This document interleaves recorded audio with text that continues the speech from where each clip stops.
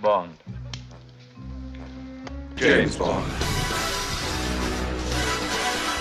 So, as of 2024, I've been watching a lot of popular movies and shows for the first time that I'd never got around to watching up until that point. Stuff like Twin Peaks, Avatar: The Last Airbender, the Bruce Lee films, etc., etc. And of course, one of those franchises that I checked out last year was none other than the James Bond films. Prior to diving into the James Bond films, I had always had a love for spy and espionage films, shows, and video games. I grew up enjoying stuff like the Bourne trilogy, Mission Impossible, Tom Clancy's Splinter Cell, etc. Hell, I even went through a phase back when I was a child where I was obsessed with Spy Kids. God, the 2000s were a glorious time to be a kid. So, yeah, I have no idea why it took me until my late 20s to finally check out James Bond. Now, I wasn't entirely unfamiliar with James Bond prior to checking out these films. I remember seeing Skyfall in cinemas, which was my very first James Bond movie, before eventually watching Casino Royale and Quantum of Solace at a later date, both of which I didn't really remember all too well up until rewatching them recently.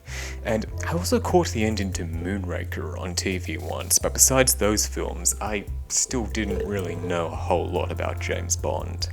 Nevertheless, watching all of the James Bond films is something that I was always interested in doing, especially considering all of the rich history and legacy behind the franchise.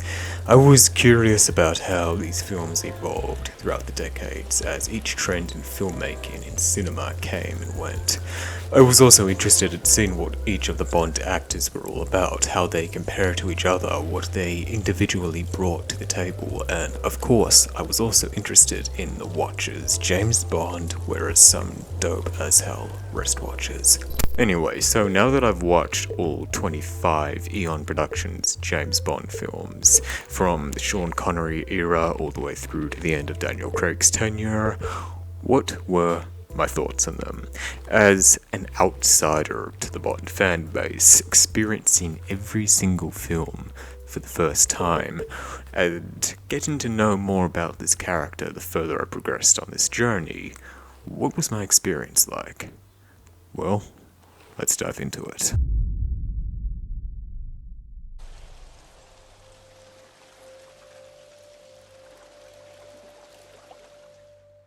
Before we continue with the video, I'd just like to say that my debut science fiction novel is out now, link in the description below. Okay, so before we begin, I think we need to set a few ground rules for this video. First of all, I won't be reviewing each of the Bond films individually. That would be a massive undertaking for just one video. Instead, I'm going to discuss my thoughts on each overall era of the Bond franchise and call out any movies within those eras that I think are worth mentioning or briefly discussing, whether it's because I liked them or because they hold a greater significance within the overall franchise. And by extension, I will be discussing each actor who has portrayed Bond and what my thoughts on them are.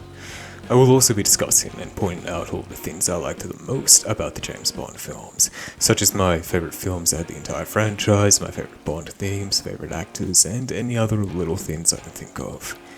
And finally, I will also be discussing my thoughts on the future of the overall Bond franchise, especially because, as you might already be aware if you have been keeping up the latest news regarding the franchise, development on the next Bond film has proven to be very troubled. Oh, and I also won't be covering the unofficial Bond films that weren't made by Eon, just to keep this video as straightforward and simple as possible. I should also mention that I will be diving into spoilers for this video, so if you don't want to have these films spoiled for you, then this is your warning. So now that all the exposition's out of the way, let's get started with the first era of the franchise, the Sean Connery era.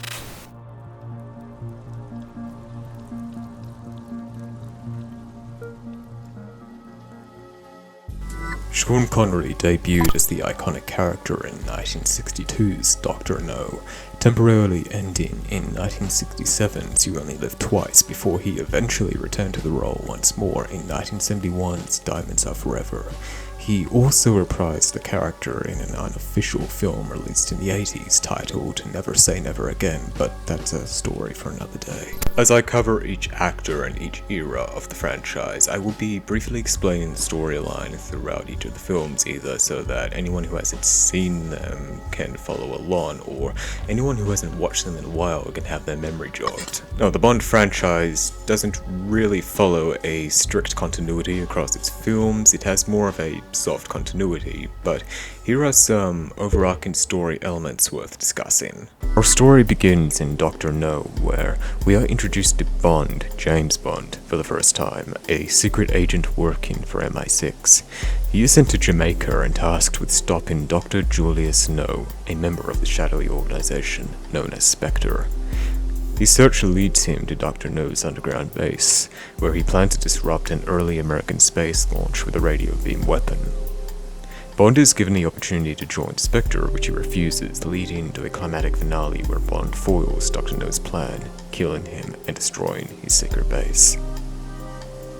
This leads us to the sequel, From Russia to Love, where we are introduced to Blofeld, the leader of Spectre. Blofeld and Spectre as a whole seek revenge on Bond after he killed Dr. No while he's on a mission to assist the defection of Soviet consulate clerk Tatiana Romanova in Turkey. The film ultimately leads Bond, Tatiana, and an agent of Spectre known as Donald Grant to a confrontation on the Orient Express, where Grant attempts to kill them and stage their deaths as a murder-suicide. Grant is unsuccessful, killed by Bond, who goes on to live another day. Following From Russia with Love is Goldfinger, which is more of a standalone movie that doesn't really continue the overall Spectre storyline in a meaningful way, but it's about Bond investigating a gold magnate named Auric Goldfinger who plans to contaminate the United States bullion depository at Fort Knox. The next couple of films are Thunderball and You Only Live Twice, both of which continue Bond's battles against Spectre. Thunderball follows Bond as he attempts to track down 2 NATO atomic bombs stolen by Spectre, using these bombs to hold the world ransom. Whereas with You Only Live Twice, Bond is on a mission to find perpetrators responsible for the disappearance of a spacecraft. This ultimately leads Bond to meet Blofeld for the first time as the two battle face-to-face in his lair, which is, I shit you not, attacked by ninjas. Blofeld escapes after initiating his base's self-destruct sequence, and Bond doesn't meet him again until on Her Majesty's Secret Service and Diamonds Are Forever. We will be covering Majesties a little later during the George Lazenby section of this video, but for now, let's move on to Diamonds Are Forever, because even though it was made after Majesties, from my understanding, the film seems to continue on from You Only Live Twice and completely disregards the existence of Majesties. Diamonds Are Forever is the last official Bond film to feature Sean Connery, where Bond is attempting to infiltrate a diamond smuggling ring while also trying to stop Blofeld from using these diamonds to build a space-based laser weapon. This weapon, a satellite, is sent out into orbit, but Bond manages to stop it by destroying the satellite control. First of all, I feel like the very first Bond film, Dr. No, is a really great introduction to what this character is all about. Sean Connery as Bond has such a cool presence to him. You can easily buy into him as this character who's very charming, while at the same time being this stone-cold, intimidating killer. You see this man walk into a room and you think to yourself, yeah, that is one pretty bad dude. One good example of just how stone-cold ruthless this character can be, which has stuck in my mind ever since I first saw this film, is the Smith and Wesson scene. Mr. Smith and Wesson, and you've had your 6.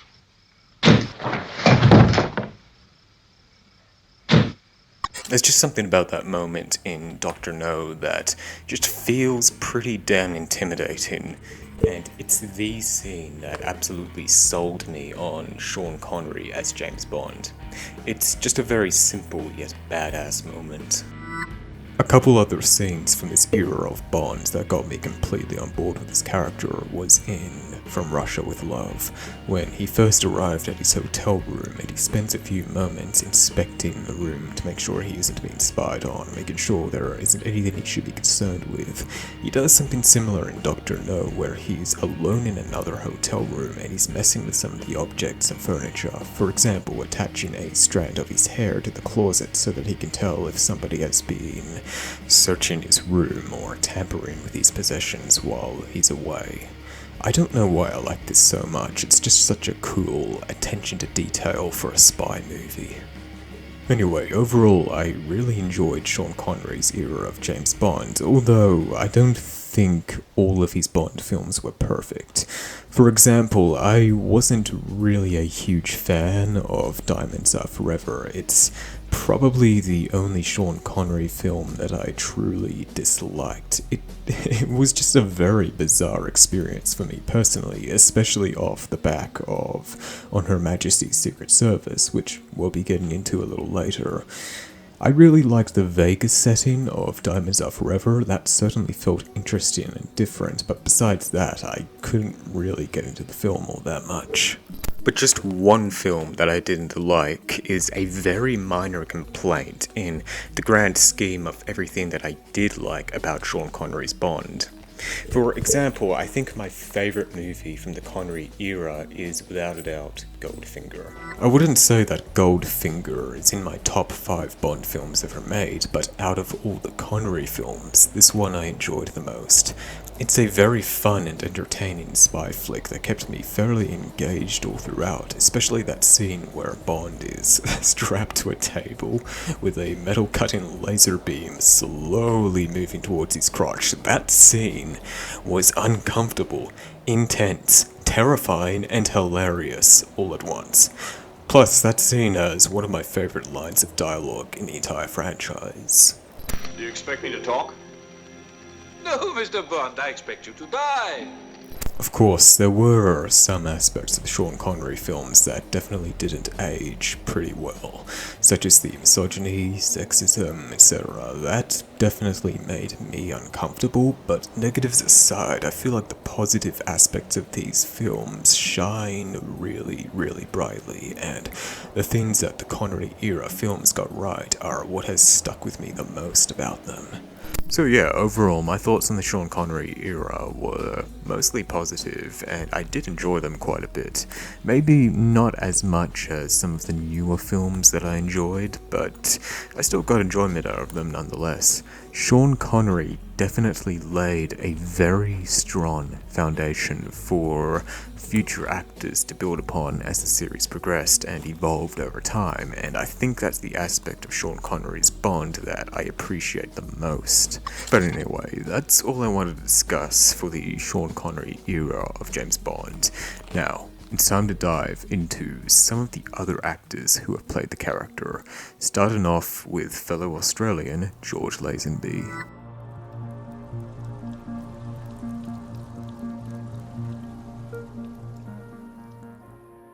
Now, George Lazenby might have been the only Bond actor to have no more than one film, but he's without a doubt one of the most important Bond actors, for he was the one who opened the floodgates for future actors to portray the character. Lazenby's solo film, On Her Majesty's Secret Service, was released in 1969. The plot centers around Bond traveling to the Swiss Alps in order to stop Blofeld, who was planning to hold the world ransom by threatening to destroy all of its agriculture. However, while this might be the main focus of the story, the emotional core of the film is what shines the brightest. The movie places a huge emphasis on the love story between James Bond and Contessa Teresa di Vincenzo. I can't remember how to pronounce that. Anyway, aka Tracy, a woman with a very troubled past of which she has struggled to heal from. The two meet for the first time after James saves Tracy from an attempted suicide by drowning, and as the two get to know each other throughout the course of the narrative, they fall in love. Bond uncovers Blofeld's plans after infiltrating his research institute atop Piz Gloria under a false identity, learning that the patients in the institute are all being brainwashed to carry out Blofeld's plan through using subliminal audio instructions. After Bond escapes the institute, he reunites with Tracy and proposes to her, which she accepts. However, she is captured by Blofeld. Bond rescues her after attacking Blofeld's headquarters, destroying the entire facility, and putting a stop to Blofeld's plan, leading us to the end of the movie, where the two get married in Portugal. I thought Lazenby was pretty decent in the role of James Bond. I thought he had a charming, likable presence, my only real criticism being that I did not feel convinced that Lazenby's Bond was an experienced killer. Sean Connery's Bond felt both charming and dangerous, whereas Lazenby doesn't truly feel that dangerous whatsoever. He's got a lot of charm, but he's definitely missing the intimidation factor. Yet, at the same time, for this specific Bond film, I feel like the more charming, less dangerous feeling version of this character kinda worked. On Her Majesty's Secret Service is fundamentally a love story, and it feels like a softer, warmer take on James Bond worked in this film's favor because of that. Like, I absolutely cannot see Sean Connery's Bond falling helplessly in love and getting married, but I'm definitely convinced that Lazenby's Bond would. But my thoughts on Lazenby's Bond aside, what are my thoughts on the rest of this movie? Well, I actually really enjoyed this one. I don't know if it's unpopular to enjoy this film or not, because I've heard some mixed things about it, and I heard it was disliked when it came out, but personally, I really enjoyed it. My only criticisms are that, well, for starters, it rubbed me the wrong way when, towards the beginning of the movie, Bond hit Tracy, and I also thought it was really weird for Bond to cheat on her by sleeping around with a couple other women while on a mission and not have that be addressed or acknowledged whatsoever. But yeah, besides those two aspects of the story, I still quite enjoyed this one. I think the standout of this film is Diana Rigg in the role of Tracy. This was a character, an actor, who really grabbed my attention whenever she was on screen. She had a really great screen presence and was not only a pretty likable character, but a sympathetic one too. Whenever I think back to this film, she's the first aspect of it that comes to mind, along with the ending to this film. From what I heard going into this film, the general consensus was that the most notable, memorable part of On Her Majesty's Secret Service was none other than its gut punch of an ending, and I can see why. The film ends with James and Tracy getting married, driving off into the open road to live happily ever after, only for Tracy to be assassinated by Blofeld and Irma Bunt, leaving a grief-stricken James Bond alone in their car, holding her body and crying his eyes out. Prior to getting into this franchise, I had no idea that this was an aspect of James's past, the fact that he is a widow. And as we see throughout the rest of the films as they progress, the memory of Tracy is one that haunts James for the rest of his life. This movie helped me see James Bond in a much more nuanced and empathetic light. Prior to this film, he always had this strong, stone-cold, intimidating presence, which I really enjoyed, but I'm most drawn to characters with a lot of emotional depth to them, and this movie showed me a side of James that was significantly more vulnerable and heartfelt, and those are aspects of this character that I feel like we didn't really get to see too much of ever since, at least up until the Daniel Craig films. Also, I think George Lazenby's acting during this ending, while understated, really shines as he gives a monologue about how everything's alright and they have all the time in the world. It's alright. It's quite alright, really. She's having a rest. We'll be going on soon.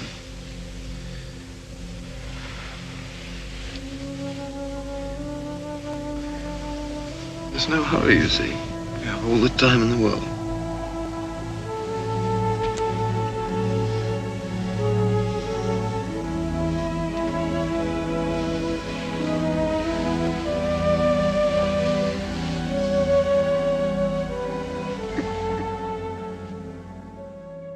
I like how in this scene, he doesn't burst into tears straight away. It's more like he's having this slow, gradual realization that Tracy is gone. Even though his mind already knows that she's dead, his heart is slow to process that realization, and he's doing everything he can to reassure himself that she's in a better place in an attempt to maintain his composure.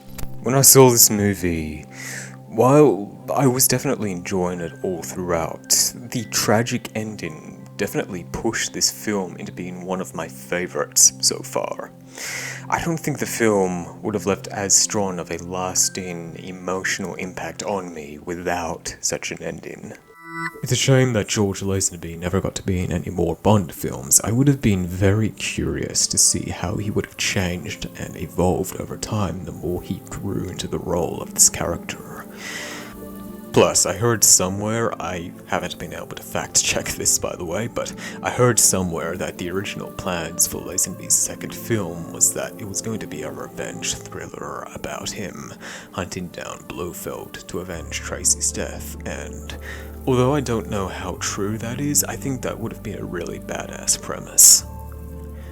Overall, I thought Majesty was a great entry in the franchise. It appealed to me mainly due to its grounded emotional storyline. It's a very tragic story, and one that I feel has stuck with me since I first watched it.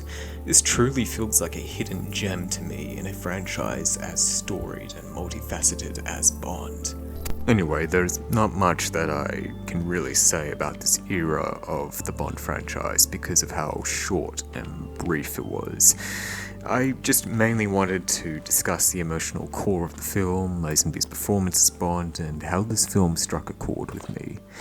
So, with the Connery and Lazenby eras out of the way, let's discuss Roger Moore.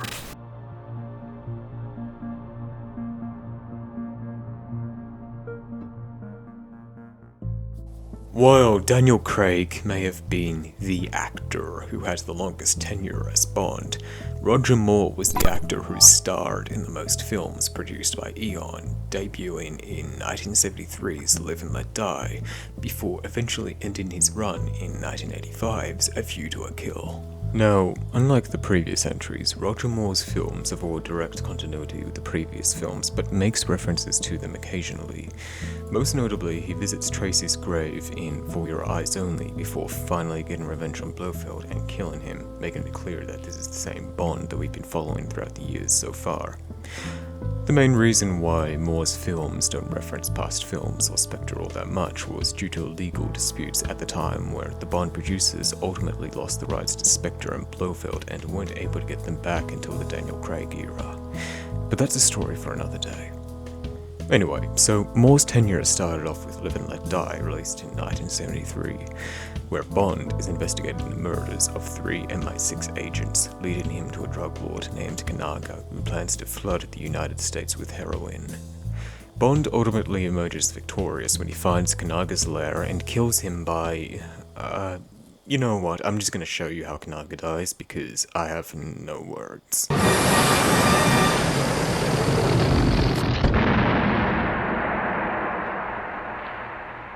Where's Kananga? Well, he always did have an inflated opinion of himself. Absolute cinema. Next up is The Man with the Golden Gun, a mostly standalone film where Bond is being targeted by Francesco Scaramanga, an infamous assassin known for using a golden gun, while along the way, Bond uncovers a plot involving a solar energy device. Bond is successful in outwitting and killing Scaramanga before retrieving the Solex agitator, a component needed for the energy device, and escaping Scaramanga's island. Following on from that film is The Spy Who Loved Me, where Bond has to team up with a Soviet agent named Anya Amasova to stop a megalomaniac who wants to create an underwater civilization by destroying the world's major cities. This was the first film in the Moore continuity to reference previous films, as Anya brings up the topic of Tracy in a conversation with Bond before Bond shuts her down and makes it clear that he's not comfortable talking about what happened to her. This film also marks the first appearance of an iconic henchman in the Bond franchise named Jaws, who returns in the next film, Moonraker. Moonraker centers around a billionaire named Hugo Drax who desires to wipe out humanity and repopulate the Earth with a genetically perfect race who live aboard his space station where they will be safe from the nerve gas that Drax plans to disperse into Earth's atmosphere.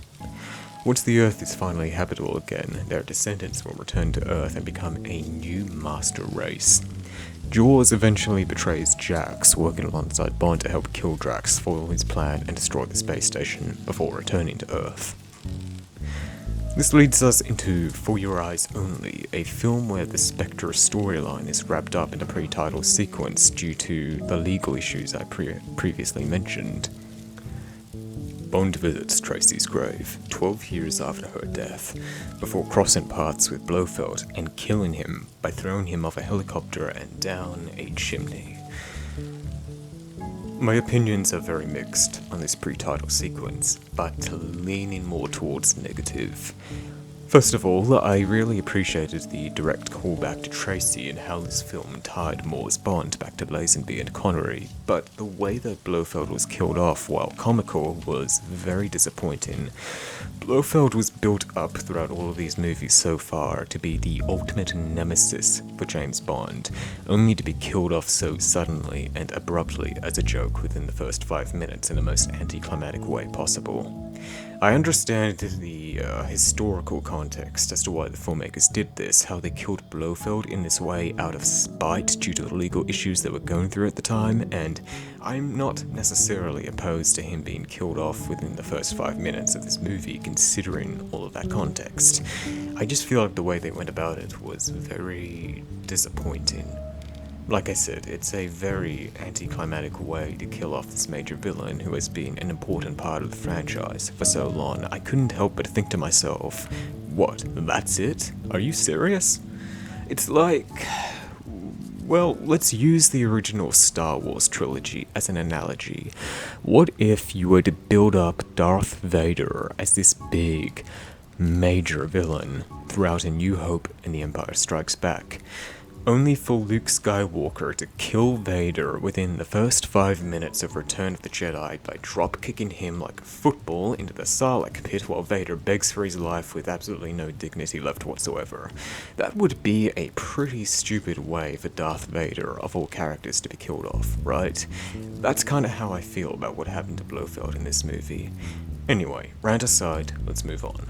So, the main plot for Your Eyes Only is about Bond trying to retrieve a missile command system that's on board a British spy ship that was sunken before the Soviets get to it first. His mission intertwines with a woman named Melina who is seeking revenge for her murdered parents, which I imagine is supposed to mirror how Bond wanted revenge on Blofeld after Tracy died.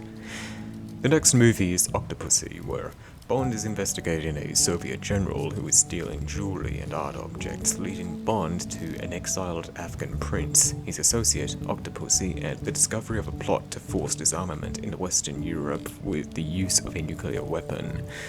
And finally, we've reached Roger Moore's last film, A View to a Kill, a film where Bond is investigating a psychotic industrialist named Max Zorlin who plans to destroy Silicon Valley by detonating explosives between the lakes along the Hayward and San Andreas faults, which will cause them to flood and submerge Silicon Valley. A plan that Bond stops before facing off against Zorin in one final confrontation aboard an airship that gets caught on the Golden Gate Bridge, which I thought was a pretty fun sequence. And that's about it. My God, it took a lot longer than I expected to summarize the Moore era movies, but at least we're through. Now, let's discuss my thoughts on them. Prior to watching the Roger Moore films, I read online about how his films were considered to be the most comedic, campy, or wacky out of the entire franchise. However, I was quite surprised to find that they weren't as outlandish as I was expecting. The Roger Moore films certainly feel quite unbelievable, campy, and a little zany at times, but outside of maybe Moonraker, not distractingly so, at least for me. Plus, despite some of the over-the-top or unbelievable things happening around him, Roger Moore still portrayed the character of James Bond with as much sincerity and seriousness as all of the other actors. Even when he's dressed as a clown, he still takes the role seriously. Anyway, when it comes to the Bond franchise, I think the films that I'm drawn to the most are the ones that feel gritty and somewhat grounded in reality. With that being said though, I did appreciate how Roger Moore's films differed from that. It was a nice change of pace to see Bond films that felt more like larger-than-life escapist adventures for just a little while before eventually reverting back to the dark groundedness that I've come to associate with Bond. I also really enjoyed Roger Moore in this role. I don't know anything about him outside of Bond, but I felt like he had this really charming, natural charisma and wit to him that definitely caught my attention. Plus, like I mentioned previously, despite his movies being campy, I still have a lot of appreciation for how he still took the role of James Bond seriously. It feels like he carried the mantle of this role with a lot of respect and dignity, despite the crazy, sometimes cartoonish stuff that was happening around him. While he isn't my favorite Bond, I can definitely see the appeal in his portrayal of the character. Whereas actors like Connery, Dalton, and Craig portrayed James Bond in ways that were very dark and cutthroat, Moore was likably charming, gentlemanly, and refined. Much like Lazenby, Moore doesn't really have the same grit, intensity, and intimidation factor that I like about this character, but Moore is still an absolute joy to watch in this role. However, as much as I enjoy how fun the Roger Moore films are as their own standalone thing, in the grand tapestry that is the Bond franchise, they do feel very unbelievable compared to most of the other films in this franchise. Like, we go from the grounded grittiness of the Sean Connery films, which feel fairly believable, to goddamn laser gun battles in space. It doesn't feel like movies such as Moonraker even take place in the same universe as something like Dr. No. It's just far too jarring. I know that it sounds like I'm kind of contradicting myself here. I guess what I'm trying to say is that I enjoy how goofy and campy these films are in isolation, but as a small part of the much larger whole that is the Bond franchise, it does feel quite jarring and inconsistent. I'm not sure if I have a personal favourite out of the entire Roger Moore era. I can't really decide which one I enjoyed the most. I will say though, there were a lot of aspects about these films that were certainly memorable, most notably the villains, such as Jaws. So overall, even though I don't have a personal favourite Roger Moore film, I did find this era of the franchise quite memorable at the very least. So anyway, I think that just about does it for my thoughts on the Roger Moore era. Now, while the Bond franchise would eventually shift back into a lighter, adventurous tone, for a little while we did revert back to the sense of groundedness and realism with the next era we're about to discuss, the Timothy Dalton era.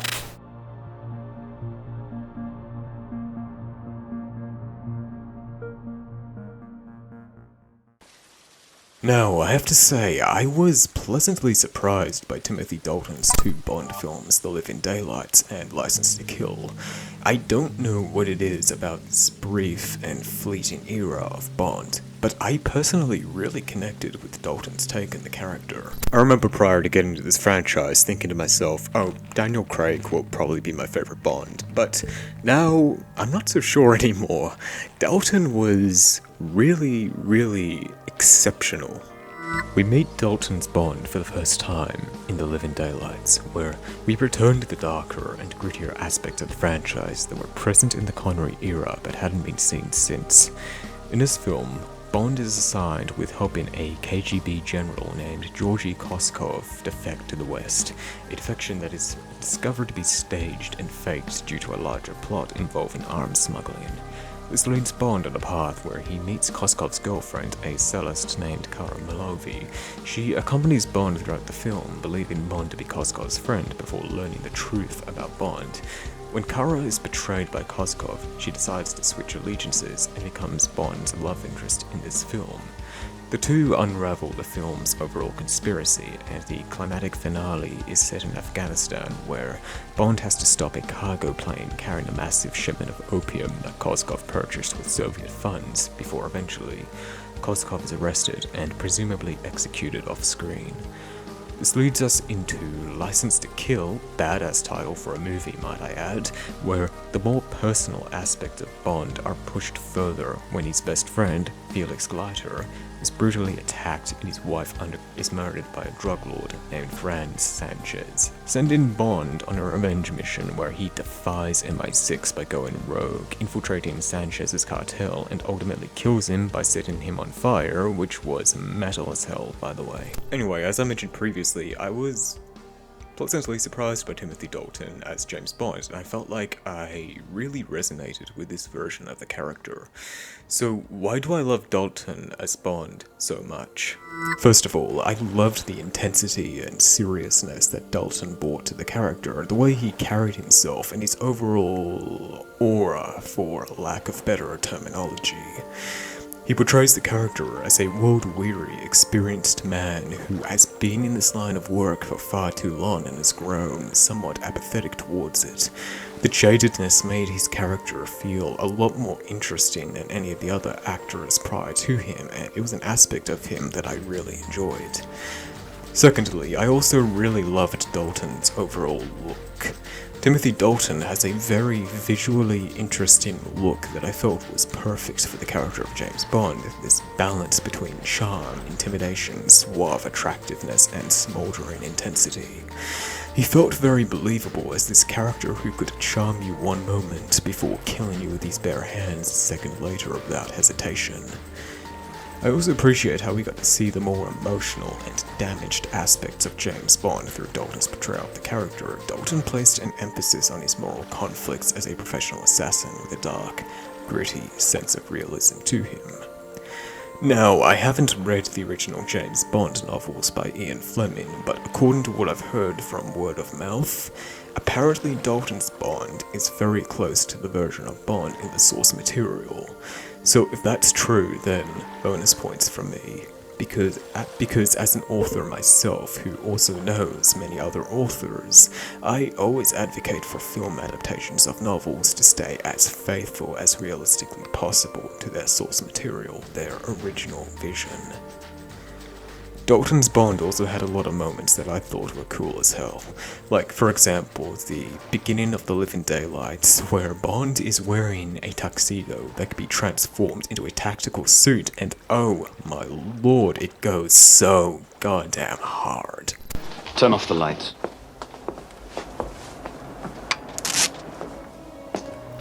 It's been almost half a year since I first saw this film, and I still can't get over how cool that tactical tuxedo scene is. I also really liked the opening scene to Living Daylights, where Bond is on a training mission that goes wrong.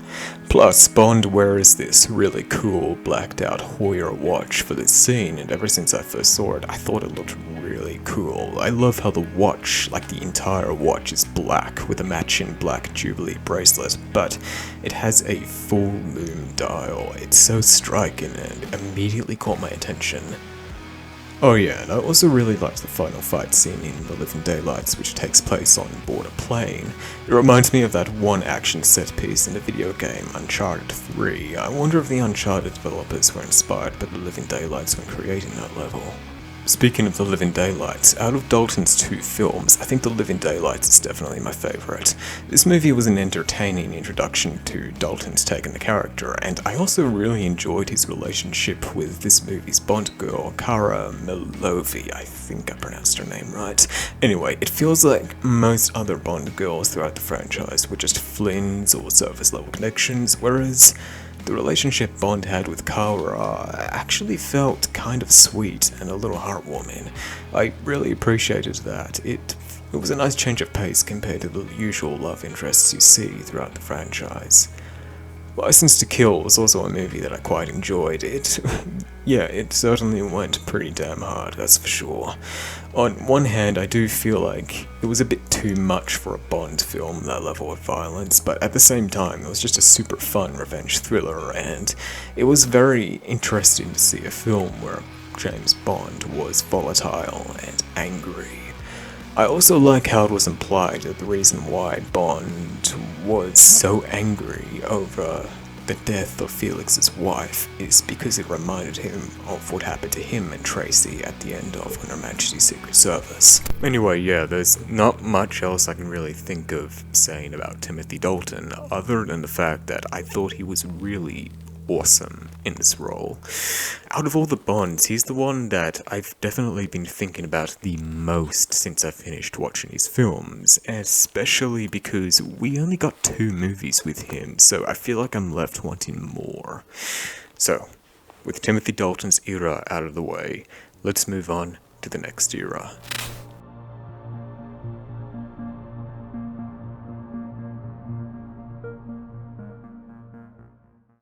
Now, if there's one actor out of the entire franchise who I think represents the most quintessential Bond imaginable, it's definitely Pierce Brosnan.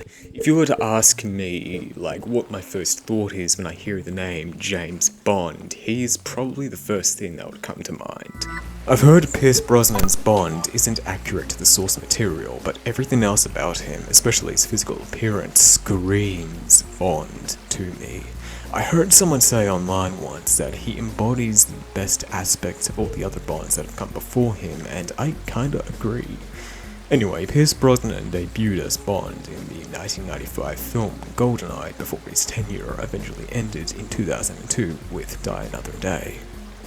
Now, from what I could tell, Brosnan's films are mostly standalone. I didn't notice any callbacks to films prior to the Brosnan era, and while the Brosnan films all have similar themes to each other, there is no overarching storyline. But nonetheless, here's a quick rundown on what each of them are about. Starting off with GoldenEye, Bond is investigating the theft of a powerful weapon named, well, GoldenEye, hence the title of the movie. However, his mission quickly turns personal upon discovering that the mastermind behind the theft is none other than a friend of his, Alec Trevelyan, aka 006, a man he presumed was dead, but he faked his death so that he could seek revenge against Britain for betraying his parents. Bond kills Trevelyan before destroying GoldenEye and escaping to Guantanamo Bay Naval Base, the movie's Bond girl, Natalia Simonova. In follow-up to GoldenEye, Tomorrow Never Dies, Bond faces off against a media mogul named Elliot Carver, who wants to start a war between the UK and China to boost his global news empire. Bond successfully stops him before full-scale conflict erupts with the help of a Chinese agent named Wai Lin. In the third Brosnan film, The World Is Not Enough, Bond is assigned to protect a woman named Electra Kin from a terrorist named Renard, only to discover that Electra is actually the real villain, manipulating Renard and orchestrating a nuclear meltdown in the waters of Istanbul. I thought the premise of this one was quite interesting. The idea of, like, the Bond girl secretly being the villain all along, it was certainly a nice twist to keep things a little fresh. And finally, we have none other than the infamous Die Another Day, where Bond is captured by the North Koreans before being released but deemed compromised by MI6, leaving them with no choice but to strip him of his 00 status. So he goes rogue to uncover a conspiracy involving a North Korean general who has assumed a new identity to create a deadly space-based superweapon, and use it to cut a path through the Korean demilitarized zone with concentrated sunlight, allowing North Korean troops to invade South Korea and unite the peninsula. Thankfully, Bond manages to stop him with the help of a woman named Jinx and disables the weapon. Similar to the Roger Moore films, the Brosnan era feels like they're less focused on being dark and gritty, more so being fun and entertaining.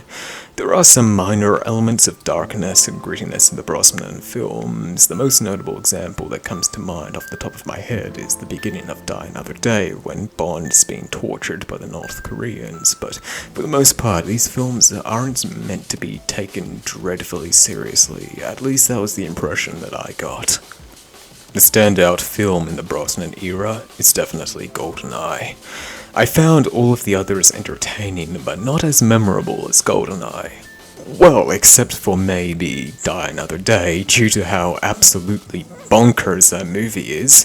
GoldenEye was just a really good time, a fun, conventional action movie that you can watch whenever you want to just switch off your brain for an hour or two and enjoy the ride. I think my favorite part of the movie was that action scene where Bond stole a goddamn tank and drove it through the streets of St. Petersburg to wreak havoc. That was a surprisingly unhinged moment to witness. Although to me, while it feels like Brosnan was excellent casting for James Bond, he was never really utilized in a way that allowed him to fully live up to his potential.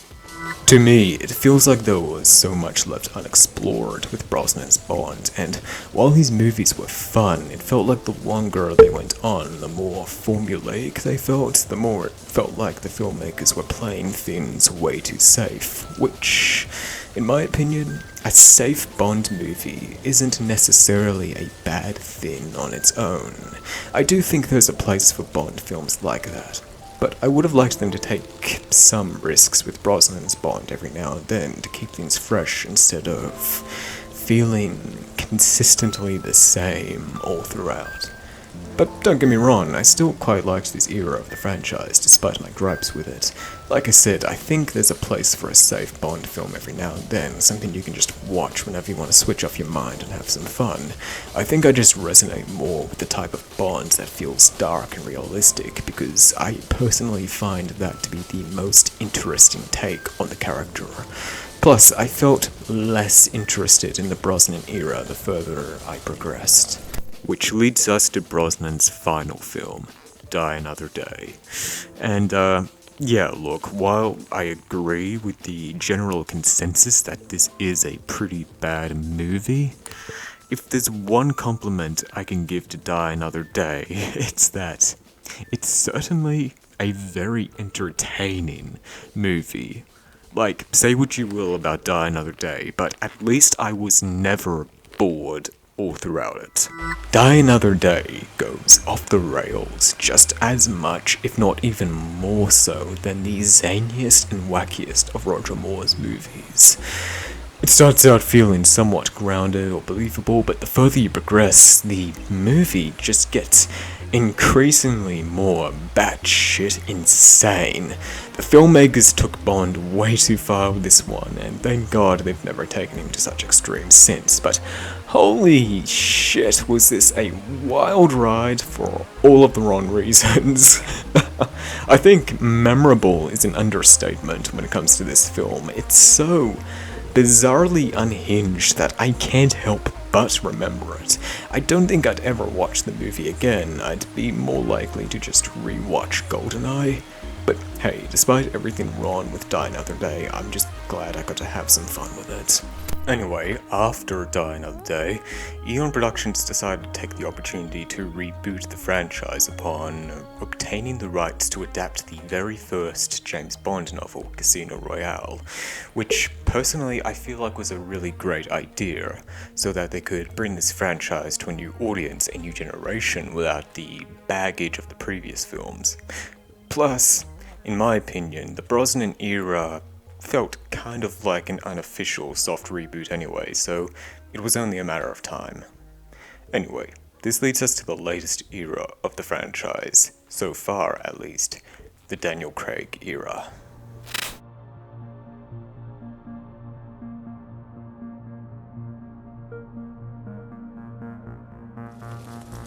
Daniel Craig began his tenure in 2006 with Casino Royale, eventually ending 16 whole years later with the 2021 film, No Time to Die. Which, contrary to the title of the film, there was time to die.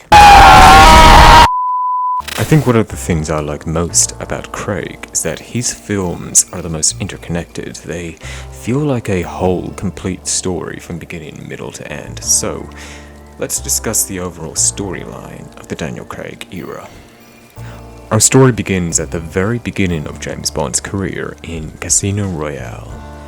The film chronicles his first major mission to bankrupt terrorist financier Louis Chiffre in a high-stakes poker game, a game which Bond wins. Following a Chiffre's death towards the end of the movie, Bond falls in love with a woman named Vesper Lynd, only to be betrayed by her.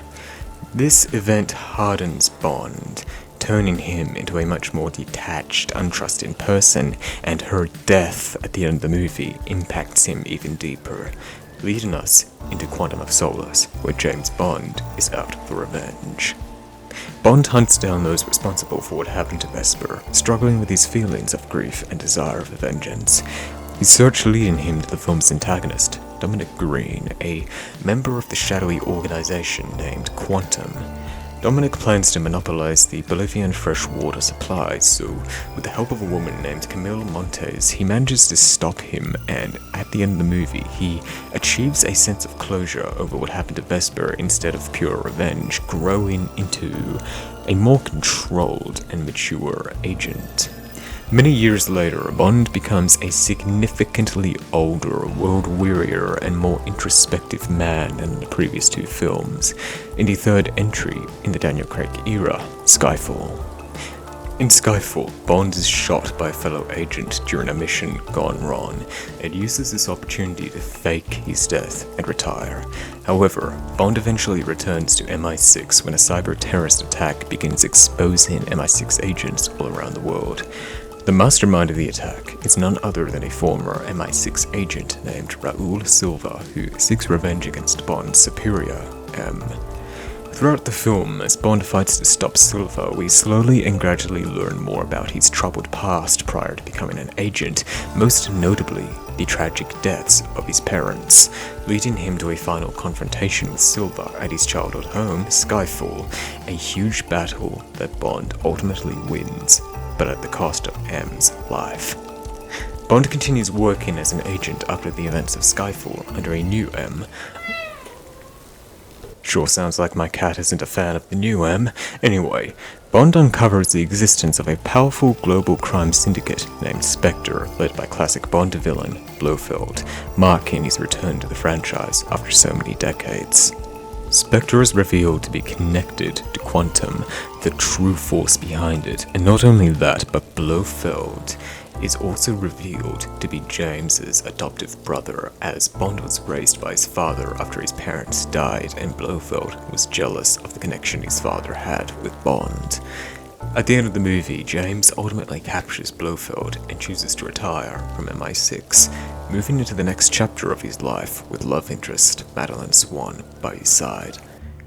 And thus, we reach the final entry in the story, No Time to Die, where James abandons Madeline after being tricked into believing that she's betrayed him, therefore triggering his deep-rooted trust issues stemming from his past experiences with Vesper.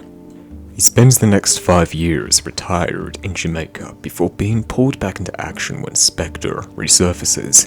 However, all members of Spectre are killed by a man named Safin, using a deadly bioweapon that was once developed under M's oversight. This weapon infects people with nanobots, programmed to target and kill specific individuals they come into contact with based on their genetics. As the story progresses, Bond learns the truth about Madeline, that Blofeld tricked him into believing that she betrayed him. Following Blofeld's death, he reconciles with her at her childhood home in Norway, where he finds out that she has a daughter named Mathilde, his child, that he didn't even know about because of how long they had been separated. Safin kidnaps Madeline and Mathilde, so Bond works with MI6 to infiltrate Safin's island headquarters to kill him, rescue his family, and destroy the island through a missile strike. Bond successfully rescues his family, and they are taken to safety. However, Safin manages to infect Bond with nanobots programmed to kill Madeline and Mathilde. Bond shoots Safin dead, and knowing that Madeline and Mathilde's lives will forever be at risk for as long as he lives, Bond decides to sacrifice himself. He has one final heartfelt conversation with Madeline over radio as he remains in the island and dies when the missiles finally reach the island and destroy it.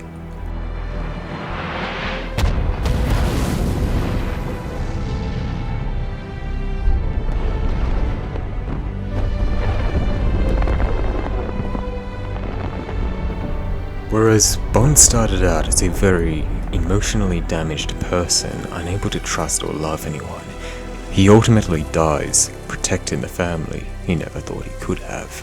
therefore concluding and wrapping up his character arc, which started years ago in Casino Royale. The film ends with Bond's former colleagues at MI6 drinking to his memory. Meanwhile, Madeline is driving Mathilde somewhere, and during their drive, she begins to tell the story of her father, James Bond. So that about does it for the recap of all of Craig's films. Now, let's discuss my thoughts on them. Anyway, without a doubt, Craig has some of my favorite movies in this entire franchise, most notably Casino Royale and Skyfall. I think his films appeal to me for similar reasons to Dalton. They're dark, gritty, and realistic.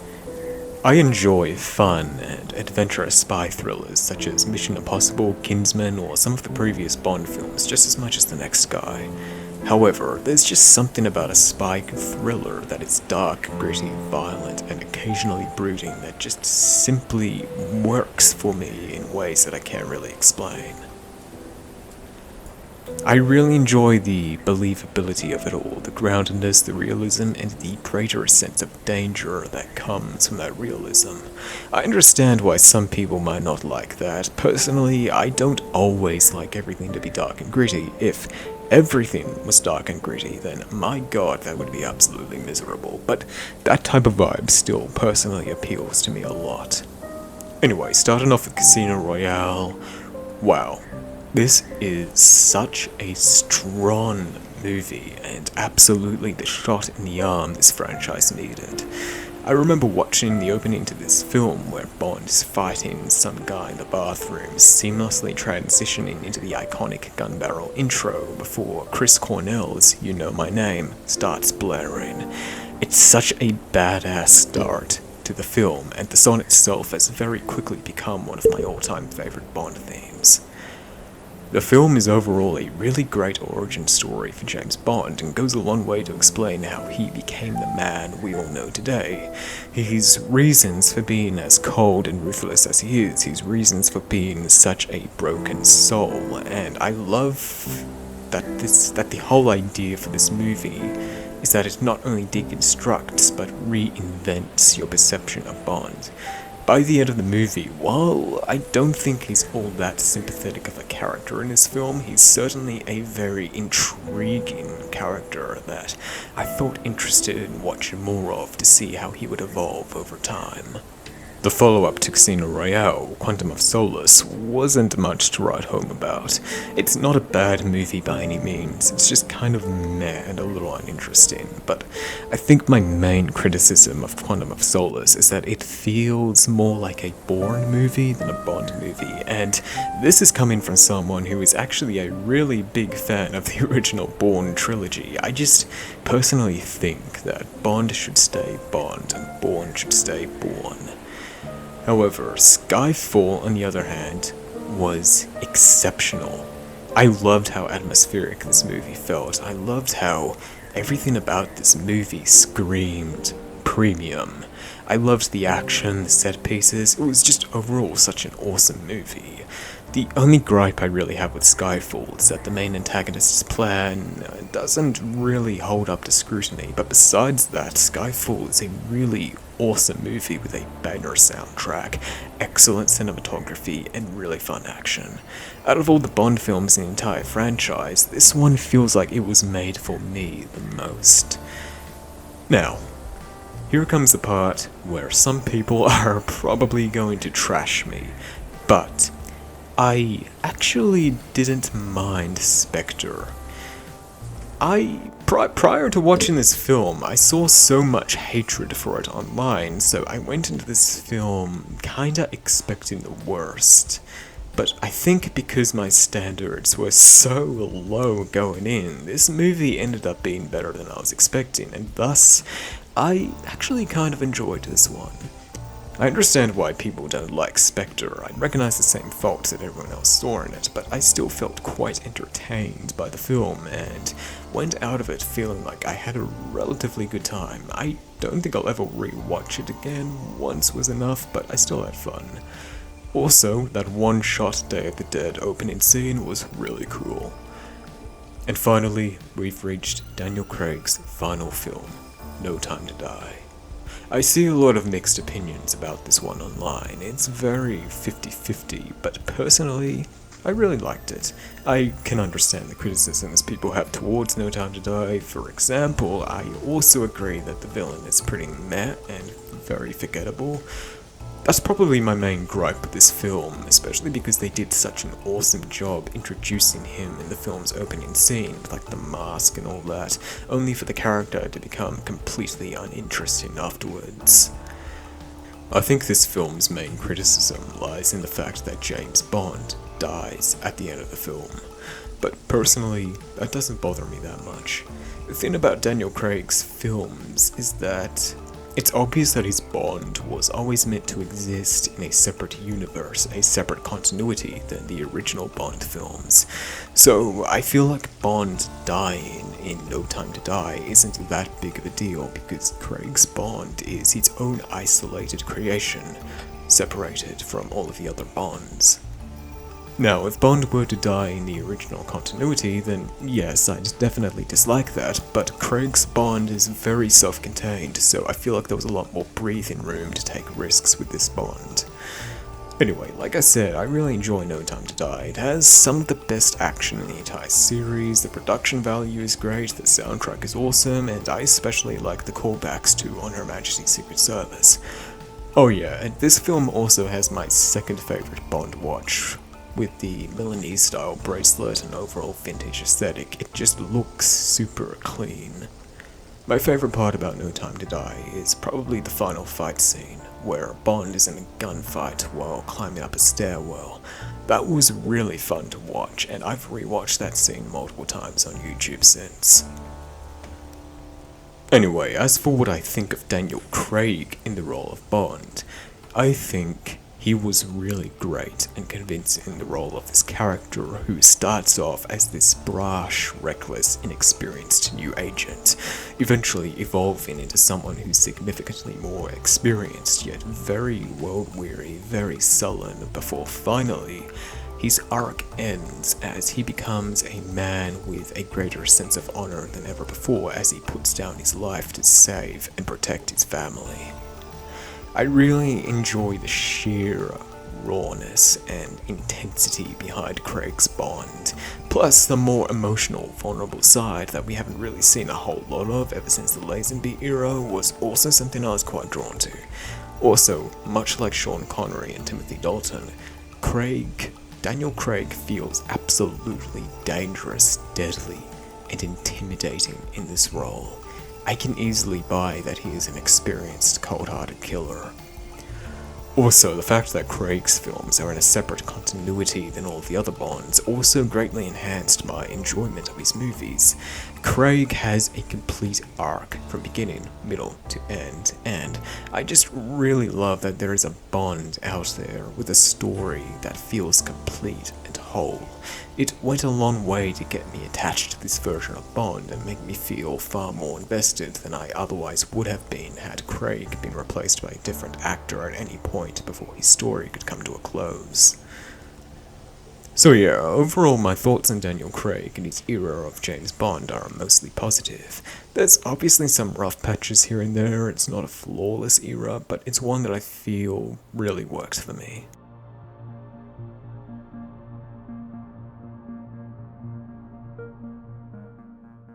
Anyway, now that I've covered each era of the Bond franchise, the actors, the respective films, I think it's quite clear that I did enjoy my time with all of these movies. Some movies were certainly not as good as others. This is a franchise that certainly has a lot of highs and lows, but the highs are really, really good.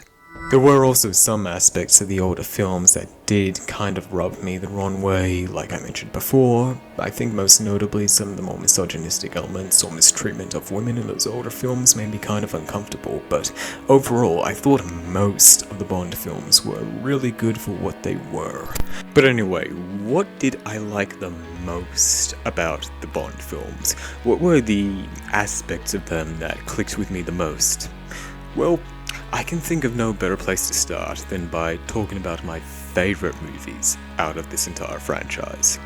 I think my favourite Bond films are, in no particular order, Skyfall, Casino Royale, The Living Daylights, GoldenEye, On Her Majesty's Secret Service, and No Time to Die. Let's go through these movies, these favourite movies of mine, in order of release as I discuss why I liked them the best, starting off with On Her Majesty's Secret Service. I think what I liked the most about this movie was its emotional side. I really liked how this film placed an emphasis on the love story between Bond and Tracy. There was a lot of great characterization and depth to this movie, and it was a refreshing experience to see a Bond film that felt a bit more like a personal story for the character. We didn't really get any other stories for Bond that felt truly personal until the Daniel Craig era. Anyway, I already mentioned most of my thoughts on this film in the George Lazenby section of this review, so I won't go too in-depth any further, otherwise I'll probably just be repeating myself. Next up is The Living Daylights. This was a really entertaining watch for me, with a lot of cool moments and an actor who I felt was damn near perfect for James Bond. Plus, I really liked his relationship with Kara. Like I mentioned earlier in this video, the romance between James and Kara felt very sweet, wholesome, genuine. It appealed to me a lot more than a lot of the other romances throughout the franchise, which felt more like surface-level flings. That's not to say that I disliked any of the other romances throughout the rest of the franchise, it's just that the romance of The Living Daylights personally appealed to me the most. Moving on to GoldenEye, I just simply think that this film is a really good time. It's not a movie that has a lot of depth to it, but it's a super fun popcorn flick that you can just watch whenever you want to switch off your mind and enjoy some fun, meaningless action. Plus, this movie has my favourite Bond watch so far, the Omega Seamaster. If only the real-life watch could shoot lasers too. Oh well. If I ever had to introduce someone to the Bond franchise and show them what the series is all about, then GoldenEye is a very strong contender for one of the first films I'd show them. And now, the Daniel Craig era, starting off with Casino Royale. This movie is considered by many to be the greatest Bond film ever made, and I can see why. I loved the idea of a film that deconstructed the character of James Bond and also give us an origin story as to how he became the man we all know today. I feel like Bond in this film isn't as charming as previous films. He's more of a cold, stone-hearted killer in this film, but that's part of the reason why I like this film so much. It feels fresh, different, and interesting to have a more nihilistic and colder take on the character compared to what's come before. Plus, as the Daniel Craig films go on and on, I feel like Craig's Bond starts to grow on you a lot more, especially by the time we reach No Time to Die, where he's no longer as cold as he used to be and has evolved into someone who is significantly more caring, more honorable, to the point where he sacrifices his life to protect his family. Anyway, as for Skyfall, I know I said I listed all my favourite Bond films in no particular order, but I definitely feel like Skyfall is my favourite Bond movie out of the entire franchise. Maybe I'm a little biased because it's the first Bond film I ever watched and I saw it in cinemas, but I just loved this film for its overall presentation, the atmosphere, the vibe, the feel of it all. There's just something about Skyfall that feels kinda artsy, and while you normally wouldn't expect a Bond film to feel artsy, that sort of vibe definitely appealed to me personally. And last but not least, let's discuss No Time to Die. I think I've already made it clear in the Craig section of this video why I actually really like this movie, so I won't elaborate much further. I just like how emotional it feels and how it cleanly wraps up this self-contained era of James Bond with no loose ends, no strings attached. It also has some of the coolest action in the entirety of the Craig era, such as the stairwell fight, which I brought up previously. The future of the Bond franchise is definitely uncertain after No Time to Die, which I will be discussing a little more soon. But personally, I felt that this movie was a really great way to wrap up the end of a very strong era. Anyway, so those were my favorite films out of the whole lot.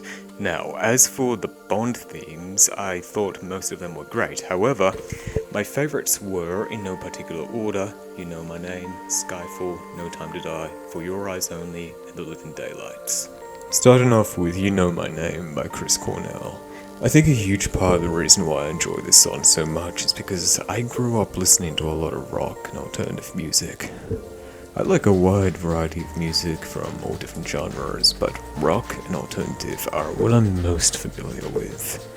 I like how unique this song is compared to all of the others, being a rock song while also still sounding somewhat Bond-ish. I also just love the overall energy of the song, if that makes any sense. This is a song that has a lot of energy to it, and I love how the chorus hooks you in.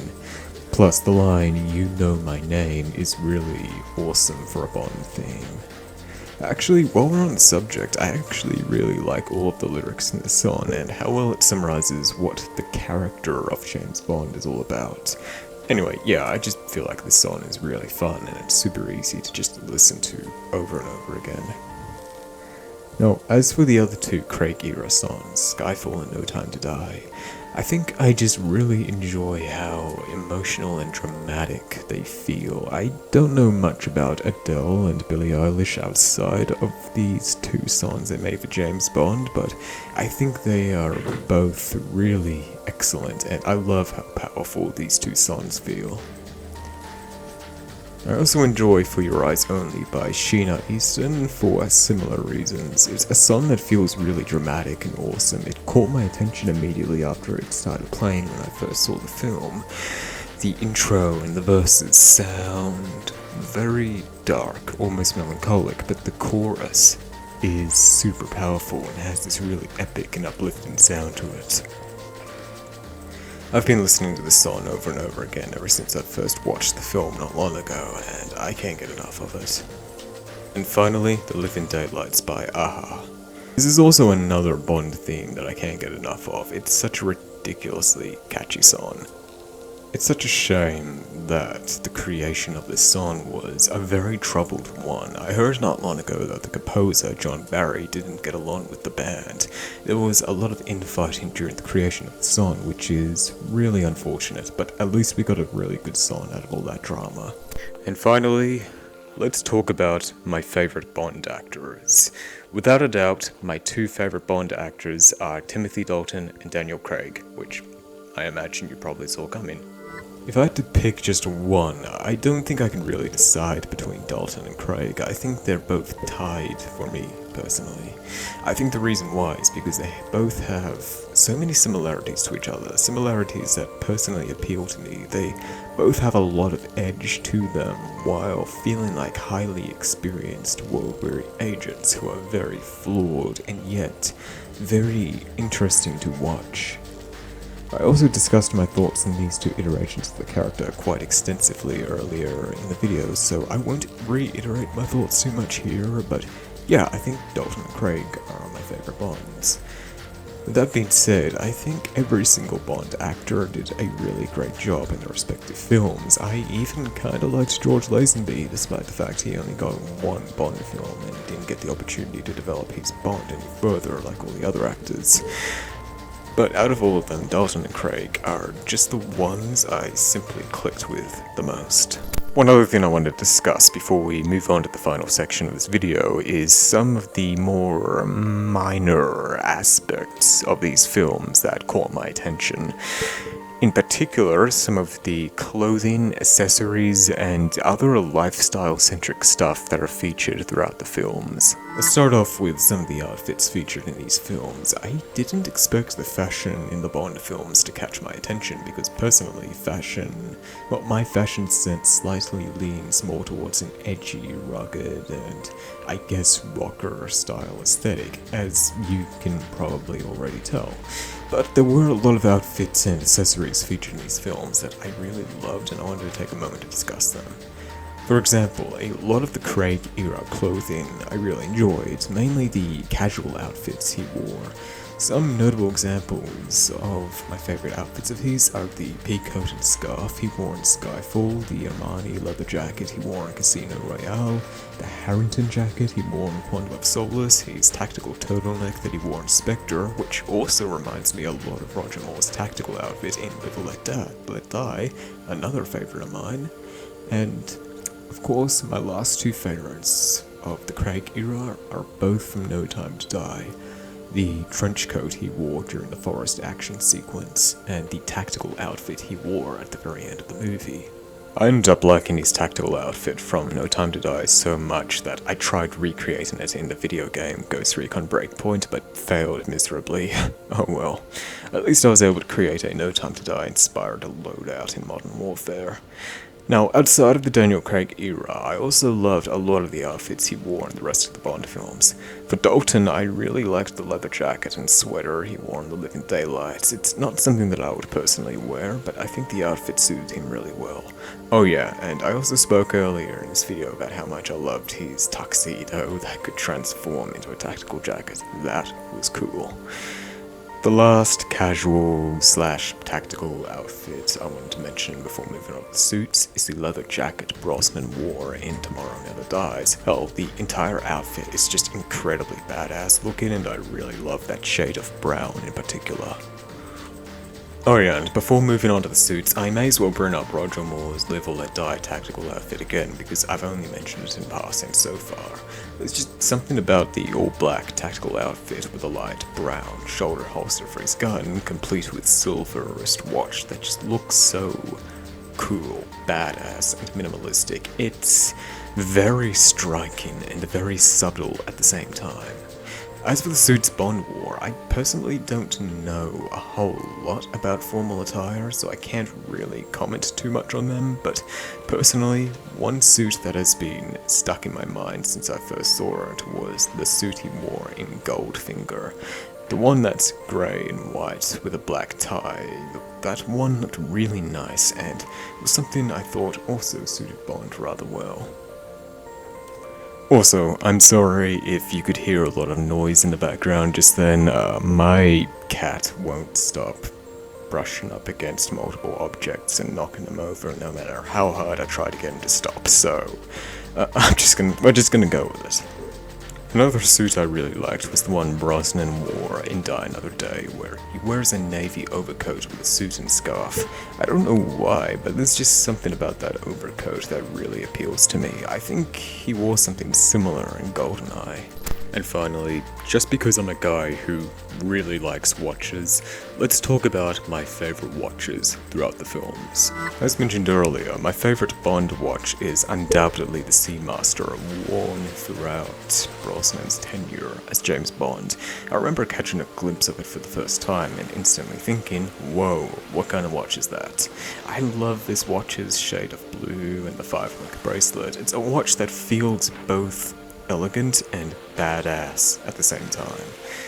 Oh yeah, and shout out to that one guy on Etsy who recreated the version of the Seamaster featured in the GoldenEye video game. I have no nostalgia for that game whatsoever. I haven't even played it, but when I stumbled across this Etsy listing, I thought it was such a cool and funny idea for a custom watch. Another wristwatch I brought up earlier was the Black Hoyer watch worn in the opening scene of Living Daylights. I've definitely had an affinity for blackout-style watches as of late, and I love how this is an all-black watch with a striking full-moon yellow dial. I've seen pictures of this watch online where the black coating has worn off and you can see the silvery stainless steel underneath, and in my opinion that just makes the watch look even cooler. It gives the watch this really nice weathered and rugged effect.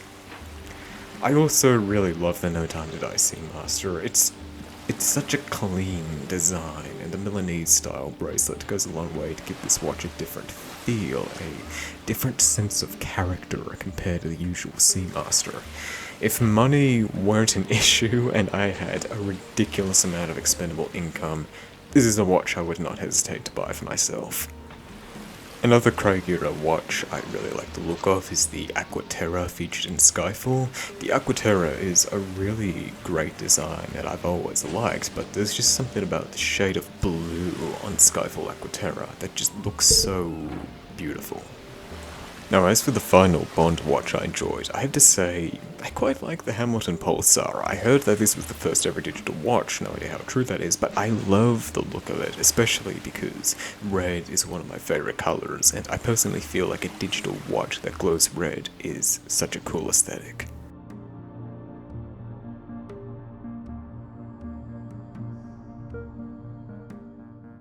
So now that I've covered my thoughts on the overall franchise, what I liked, what I didn't like, let's take a moment to briefly discuss the future of James Bond as of the making of this video.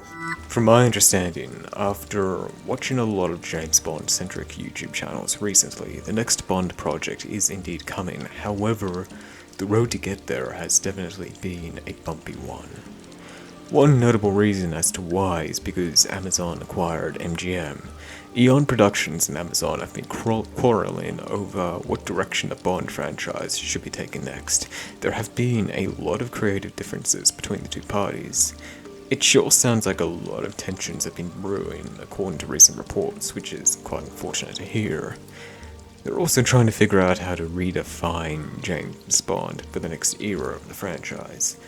No Time to Die gave the character a definitive ending, and therefore there's not a whole lot of directions they could take the franchise other than a completely fresh start, which, personally, a clean slate sounds very exciting to me, so I'm looking forward to seeing what they come up with. However, it's definitely a shame that it's been taking them so long to get around to it. It's kinda crazy that the new Bond film has been stuck in early development for so long. I can only imagine how fans who have been invested in this franchise significantly longer than me must be feeling. I've been gone so long without knowing what to expect next. I'm new to this franchise, I only got into it recently. I'm probably not going to have to wait very long for a new Bond film in comparison to everybody else. I'm just hoping that the franchise doesn't lose too much momentum and that whatever they manage to create next ends up being really good. Hey, so I just wanted to add on a quick update to this section of the video. Fun fact, I had a funny feeling that news about the upcoming James Bond would come out during the editing process of this video, and just as I was about to finish this video, render it out, and schedule it for uploading on YouTube, turns out that's exactly what's happened. So, I don't know, maybe I'm psychic or some shit, who knows. Anyway, so turns out Amazon has taken creative control over the James Bond franchise. The Broccoli family are out. Personally, I don't know how I feel about this yet. I'm recording this new section of the video immediately after I found out about this news. I would need some time to think on it, but I wanted to take a moment to bring this up in my video, just to keep everything up to date by the time it comes out. Anyway, on with the rest of the video. However, as unknown and as uncertain as the future may feel for the Bond movies, if there's one bright, shining light that I am personally looking forward to, it's the upcoming Bond video game being developed by IO Interactive. When I heard that IO Interactive, of all people, were creating a new James Bond game, to say that I was incredibly excited is an understatement. I cannot possibly think of a better developer for James Bond. I've personally grown up loving IO's Hitman franchise, and the most recent Hitman games, the World of Assassination trilogy, are some of the best video games you will ever play. Hitman's World of Assassination trilogy had a really great espionage vibe to them. They felt like interactive spy films at times, and after playing through those games, I have full confidence that IO is going to knock this project out of the park. This absolutely feels meant to be. It's a match made in heaven. I'm personally so excited to see what they've come up with, especially because according to what little information we currently have on this game, it's not going to be based off any of the movies. This game is going to have an original take on James Bond. So it's kind of interesting that we're probably going to be having two new Bonds in the future, one in the movies and one in the games. Yeah, I've got no other words to describe my thoughts on the matter other than I'm just incredibly stoked. I'm so excited to see gameplay for this.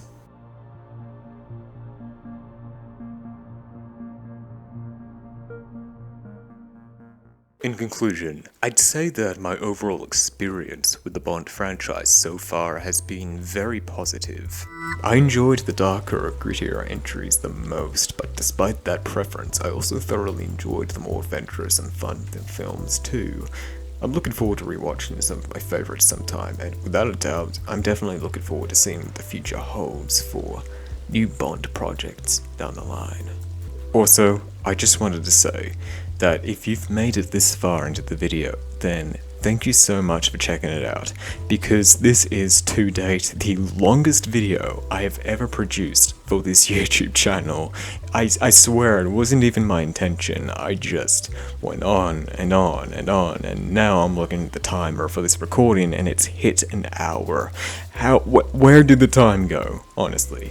Anyway, if you're interested in seeing more from me, I cover a lot of movies, shows, video games, and other pop culture that I enjoy on this channel, so if that sounds like content you'd enjoy, then feel free to subscribe. I am also an author, so if you're interested in reading something new, whether that may be sci-fi, fantasy, etc., then feel free to check out my work. Links in the description below. But with all that being said, thank you so much for checking out this video, and I hope to see you again in the next one.